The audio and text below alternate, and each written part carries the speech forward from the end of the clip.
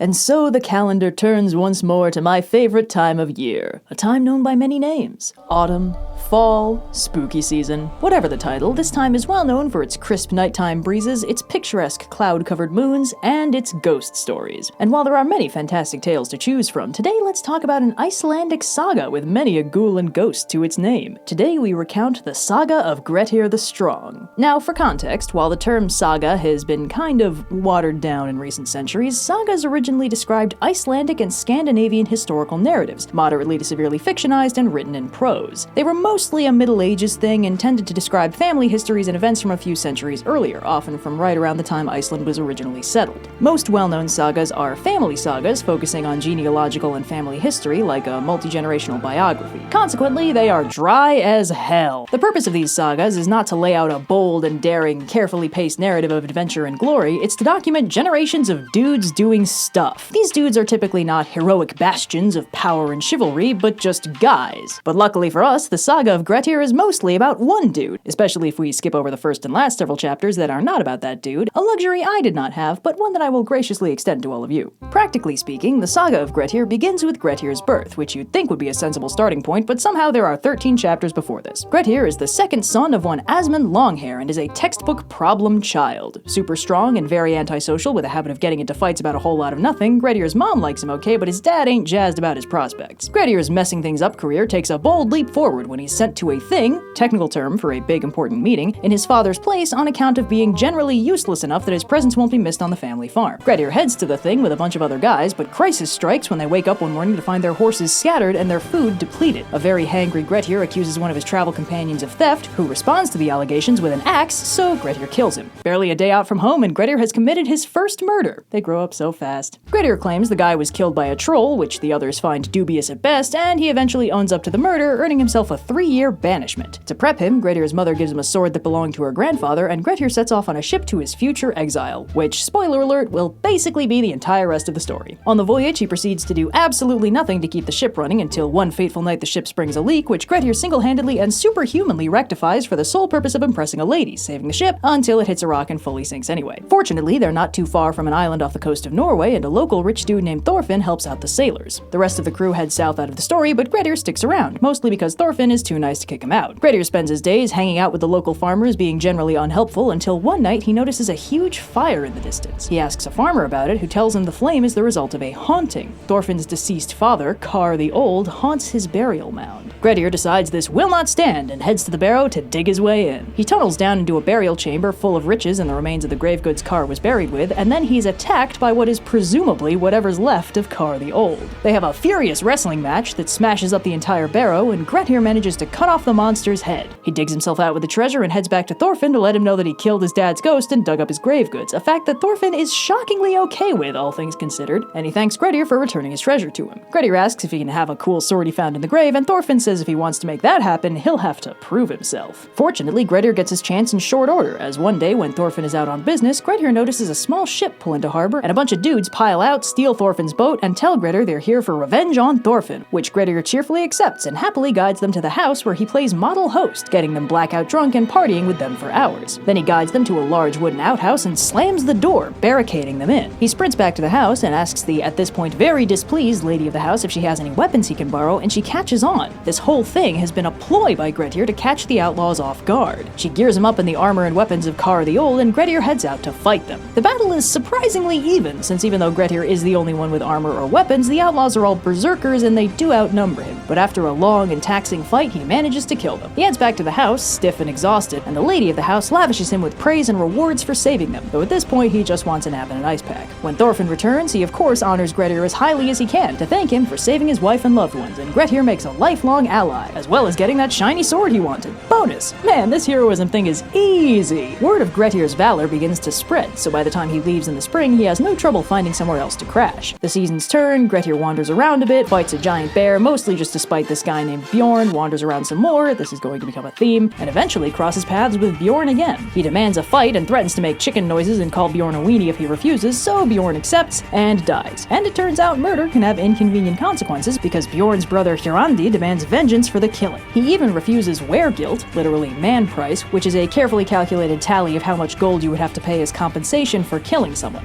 Very efficient, if a bit macabre. Unfortunately for Grettir, Hirandi has the local Jarl on his side, who demands Grettir pay up his weregilt and get out of his jurisdiction immediately. So, with his original 3-year exile over, Grettir returns to Iceland, famed and glorified for his many feats of strength. And if this were anything other than an Icelandic saga, this is where we'd end the story. But nope, we gotta watch this hero's journey turn into a train wreck. Grettir's back in Iceland and has picked up a touch of the old hubris, picking fights and relitigating old childhood grievances left and right. He briefly crosses over with another Icelandic saga, the Saga of the Heath Slayings, when he runs into this dude Bardi, who's gathering allies to prepare for a personal quest for revenge. Grettir is always eager to bust some heads and volunteers, but Bardi's foster father Thorarin tells him that Grettir is hot-headed and arrogant, and inviting him along would be asking for trouble, so they ditch and go do the plot of their own saga without him. So basically, this bit is Grettir being rejected from the Icelandic equivalent of the Argonauts. Fortunately, Grettir will have plenty more opportunities for hubris-fueled downfalls soon, as there's a ghost story in the making nearby. A wealthy dude, Thorhall, keeps finding his livestock dead and concludes that his field is haunted by some kind of monster. On the recommendation of a local seer, Thorhall hires this dude Glam, who makes the rookie mistake of smack-talking the Christian god in a post-Christianized narrative, and after spending Yuletide out in the fields rather than fasting like a good boy, he turns up the next morning brutally murdered, having successfully killed the unnamed monster threatening the fields, but immediately taking its place, haunting his impromptu burial grounds, stalking the valley, hammering on rooftops, slaughtering livestock, and driving the locals mad. The region is largely abandoned as Glam terrorizes the area, killing Thorhall's daughter and murdering any livestock unlucky enough to be left behind. Grettir learns about this haunting and obviously jumps at the chance to punch a ghost again, and despite being warned that this is a very bad idea, Grettir heads to Thorhall's place to scope out the sitch. The first 2 nights, Glam exercises commendable self-restraint, only brutally murdering Grettir's horse, but on night number 3, Glam tears up the roof and then slips into the hall, now revealed to be hideously distorted and monstrously huge. Grettir launches himself at him and the ghost wrestling begins. The entire hall is wrecked in the process and they struggle for a while before Grettir launches Glam through the door, smashing the whole wall to splinters. The wounded Glam stares up at the moon and, with his second dying breath, strikes Grettir with a curse. While he can't take Grettir's tremendous strength away from him, he can do all kinds of other horrible stuff. Glam declares that Grettir will never be stronger than he is right now. It'll be all downhill from here. On top of that, instead of winning fame and glory, his great deeds will all turn sour and foster hatred and rejection for him. Plus, for bonus spice, Glam's nightmarish eyes will haunt him forever, and Grettir's life will become a steady downward spiral of torment and isolation until he eventually dies alone. Grettir manages to shake off his bone-deep terror long enough to cut off Glam's head, winning heroic fame and glorious rewards one final time. But Glam's curse is no joke.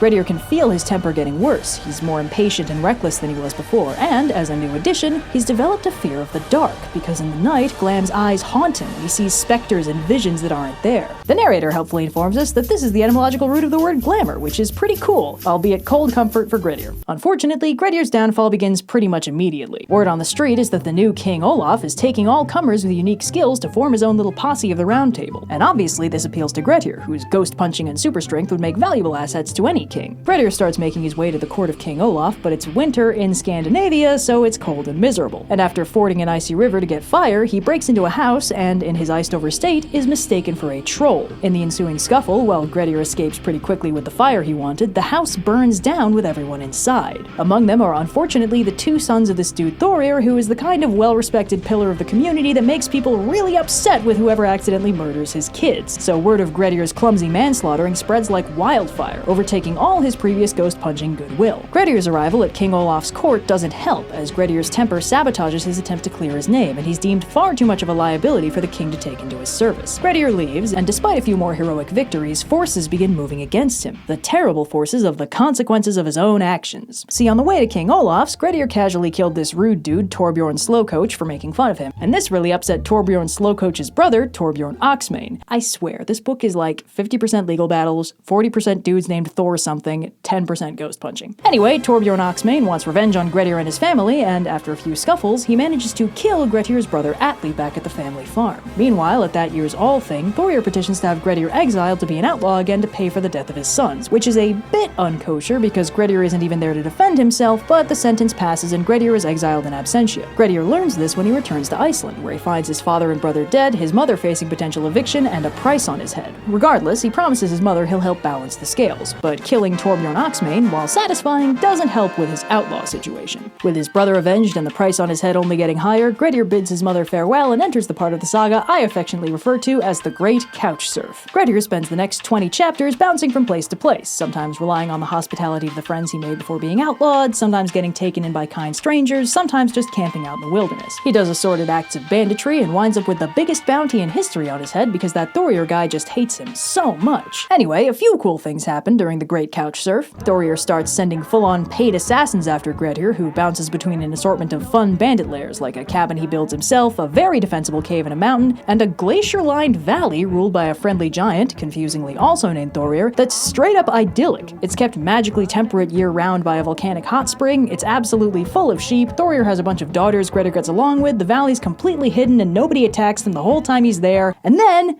and this is not a joke, he gets bored and leaves. Sorry, Grettir, but from this point forward, I officially have no sympathy for you. Grettir starts traveling in disguise, so Thorir, the dude not the giant, won't send more assassins after him. And it's under these circumstances that he hears about another fun monster-slaying opportunity. An estate currently belonging to this lady Steinvor has been attacked 2 Yuletides in a row by some sort of troll that carried off her husband and later a servant. Grettir offers to help out and house sit while she goes to Yuletide Mass, and he even carries her and her daughter across the icy river so they can get to church on time. Then he heads back to the estate just in time for a huge troll woman to show up. They have a classic Grettir-style fight that smashes up the whole building, and Grettir manages to slice off her arm before she can pull him into the river. Very Beowulf of him. She books it into the waterfall, and when Grettir dives in, he finds a monstrous giant, not the troll lady, which is a little confusing, but long story short, he kills it, retrieves a bunch of treasure along with the bones of the 2 dead guys, and heads back. Grettir, having officially exorcised the area by force, spends the winter in peace until Thorir catches wind of his location and goes back to sending assassins. Grettir is directed to maybe try camping out on the island of Drangi, which is extremely defensible due to being surrounded on all sides by cliffs and only being accessible by a single ladder. The problem is Grettir is still haunted by Glam's eyes, which make it very unpleasant for him to spend the nights alone, so even if he does camp out on Drangi, he'll need some company. The solution comes when he briefly returns home to visit his mother, and his young brother Illugi, now 15, volunteers to join him in exile to keep him company. Grettir is very grateful, and their mother cheerfully sends them on their way with some pocket money and a prophecy of shared doom. Uh-oh. They head north to Drangi, picking up a dude called Glam along the way, and reach the island pretty easily. There's just one problem. Drangi, while uninhabited, is co-owned by about 20 different people, and they all hate each other, but not as much as they now hate Grettir for taking their island and all the stuff on it. The responsibility for getting rid of Grettir is claimed by one Torbjorn Angle, whose plan for dealing with Grettir seems to boil down to asking him nicely to leave. This predictably does not work. Meanwhile, more super fun legal battles happen, and the crew at the Althing decree that Grettir can only be in exile for 1 more year, so Torbjorn Angle now officially has a deadline on when he has to kill Grettir, or he'll lose his shares of the island. So in desperation, he goes to his foster mother Thurid for help, who is conveniently a deviously evil witch with a sorcerous scheme to destroy Grettir. When Torbjorn goes back for about round 6 of asking Grettir nicely to leave, Thurid comes along and throws a quick curse Grettir's way, which he takes very well by Grettir standards and only responds by chucking a huge rock at her and breaking her leg. That's okay, her vengeance is already in the works. She finds a huge tree trunk and ensorcels it with bloody runes and has the lads shove it into the sea, at which point it beelines for Drangi and floats invitingly around the island, looking like oh so tempting firewood. Grettir knows better than to use the extremely suspicious firewood and keeps shoving it back out to sea, but Glam, remember Glam, this is the only reason he's important, doesn't realize the danger and uses it for firewood, and when Grettir goes out to chop up said firewood, the axe bounces off the cursed log and severely injures his knee.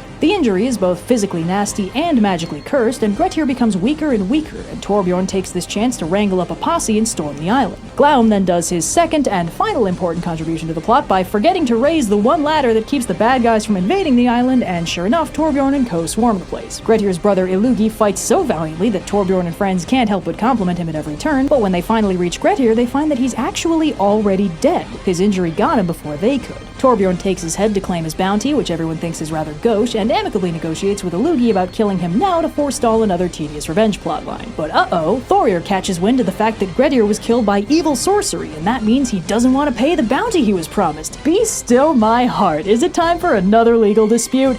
No! We are not doing this! The saga of Grettir is over! Sure, there's a follow-up where his half-brother Thorstein Drummond avenges him, but we're good, alright? We're good! We don't need another edition of Torvald Asgeir Ace Attorney. As his story comes to a close, let's just celebrate the life of Grettir the Strong. Warrior, outlaw, ghost puncher, and by far his own worst enemy.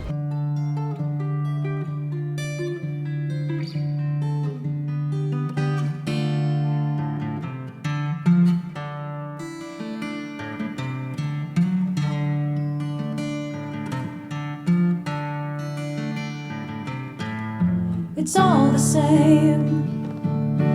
Only the names will change every day. It just seems we're wasting away. Another place where the faces are so cold. I drive all the night just to get back home. 'Cause I'm a cowboy on a steel horse.